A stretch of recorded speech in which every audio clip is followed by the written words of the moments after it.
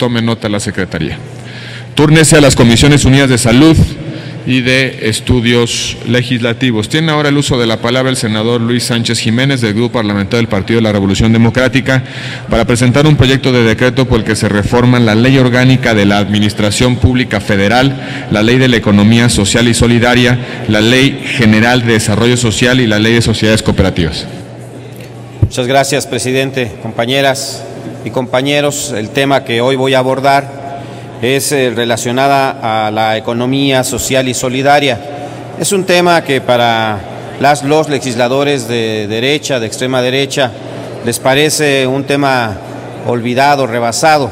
Sin embargo, voy a demostrarles que no es así y que países, incluso netamente capitalistas, tienen a esta economía social y solidaria como un pilar de su economía. En México, el sector social de la economía se reconoce formalmente desde 1983, cuando se reforma el artículo 25 constitucional. Ahí, y en su ley reglamentaria, la Ley de la Economía Social y Solidaria, se establecen como organismos del sector social de la economía a los ejidos, las comunidades, las organizaciones de trabajadores, las sociedades cooperativas y a las empresas que pertenezcan mayoritaria o exclusivamente a los trabajadores, así como en general todas las formas de organización social para la producción, distribución y consumo de bienes y servicios socialmente necesarios. El concepto general de la economía social involucra diversos principios tales como la primacía de las personas y los trabajadores sobre los intereses del capital, el beneficio colectivo de sus miembros y de su comunidad, la adhesión voluntaria y la autonomía de gestión, así como la deliberación y toma de acuerdos a través de procesos democráticos.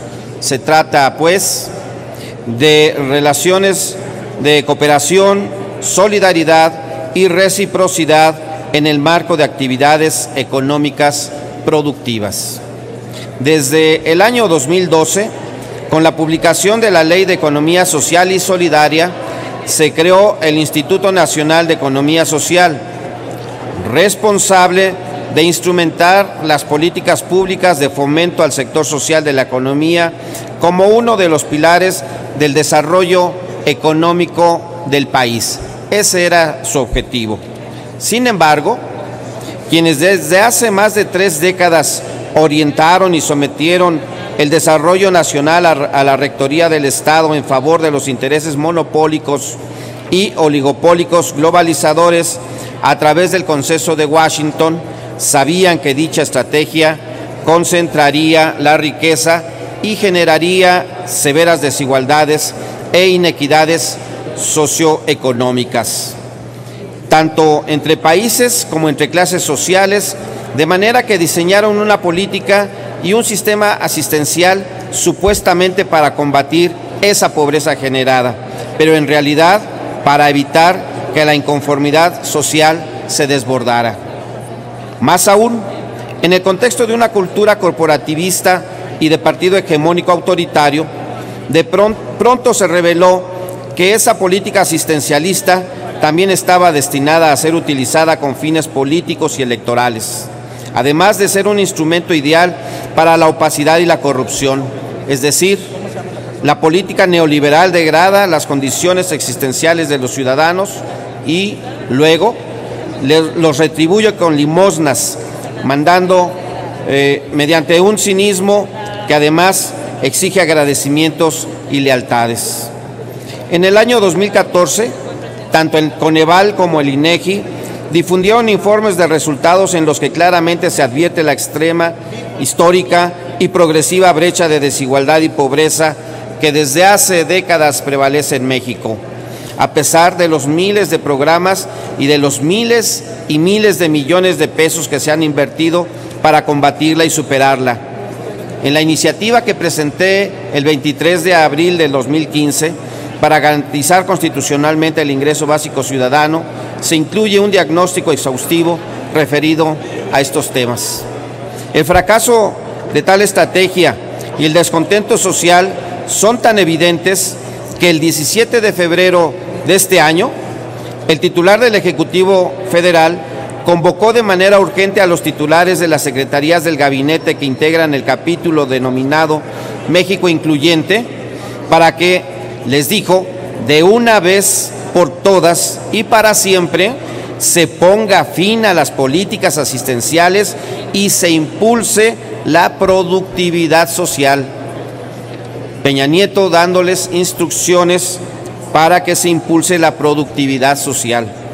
Desde hace décadas, la izquierda mexicana ha propuesto innovar políticas públicas para revertir esta situación con el objetivo de cambiar los dos paradigmas sobre los que se ha sustentado la economía capitalista de los siglos XX y XXI y que México ha llevado a cabo con disciplina absoluta, el estatismo y el neoliberalismo. Nuestra propuesta ha sido la de impulsar la economía desde la autogestión de los trabajadores, una economía social, colaborativa e idónea para generar empleos formales y dignos, de manera que la desigualdad y la pobreza sean combatidas y superadas estructuralmente, y no desde una visión asistencial ineficaz, financieramente derrochadora y políticamente perversa, que ha seguido nuestro país desde 1989. Impulsar la economía social garantizaría el crecimiento del Producto Interno Bruto y contribuiría a generar los equilibrios regionales e intersectoriales, abordando así las causas de los problemas estructurales de la macroeconomía desde una visión orgánica que promueve un desarrollo social justo y equilibrado. Es importante recordar que la economía social pretende cimentar relaciones de producción, distribución, consumo y financiamiento fundamentadas en la justicia, cooperación, reciprocidad y autogestión, situando a los trabajadores en el centro del sistema económico al servicio de su bienestar. Veamos cómo en otros países capitalistas se ha dado un resultado completamente distinto mediante la economía social solidaria. En la Unión Europea da empleo a 14 millones de personas, lo que representa el 6.5% de la población ocupada. En países como Suiza, Bélgica, Italia, Francia y los Países Bajos, las personas empleadas en el sector social de la economía representa entre el 9% y el 11.5% de la población ocupada.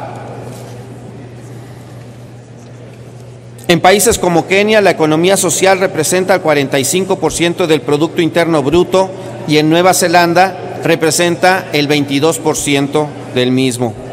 Hay que recordar que dentro de la economía social se ubican a las sociedades cooperativas y tenemos estos ejemplos a nivel internacional. La producción lechera en Noruega, Nueva Zelanda y Estados Unidos proporcionan entre el 80 y el 90% de la producción mediante las cooperativas. La actividad pesquera en Corea es de cooperativas mayoritariamente y representa el 71% de la producción.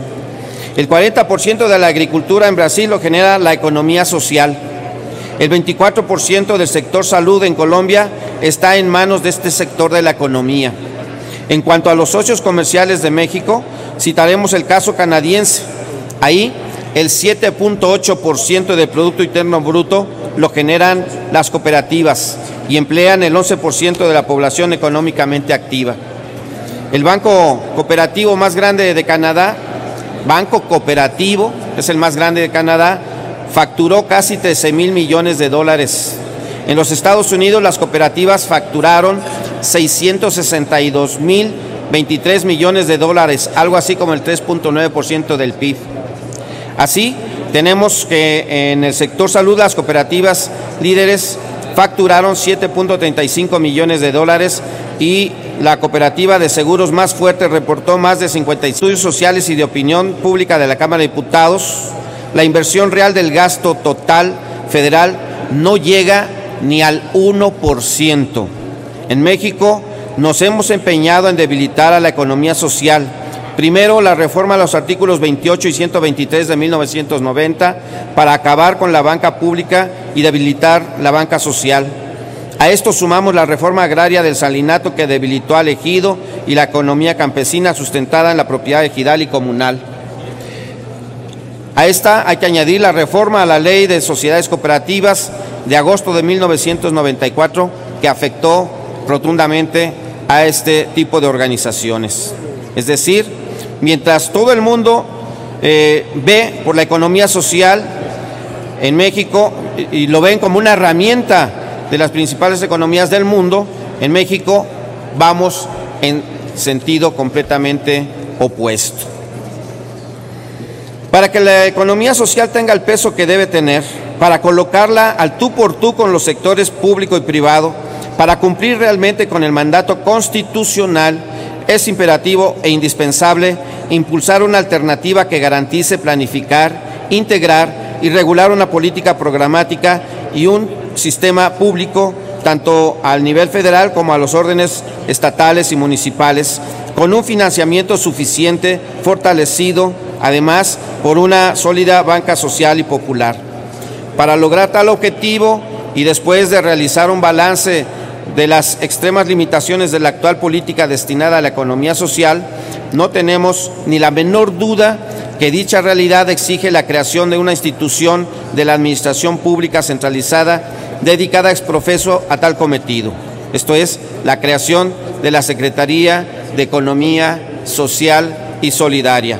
El financiamiento de la nueva Secretaría no constituye un esfuerzo presupuestal adicional a los recursos que el Estado mexicano ya destina a diversas instituciones que invierten en el sector actualmente, por lo que será el Congreso de la Unión quien analice y determine el financiamiento definitivo de la nueva institución. De esta forma, la Secretaría de Economía tendría a su cargo solo a las empresas del sector privado, cuyo objetivo económico es diametralmente opuesto a las del sector social, en tanto que estas últimas estarían bajo la potestad y fomento a la Secretaría de Economía Social y Solidaria.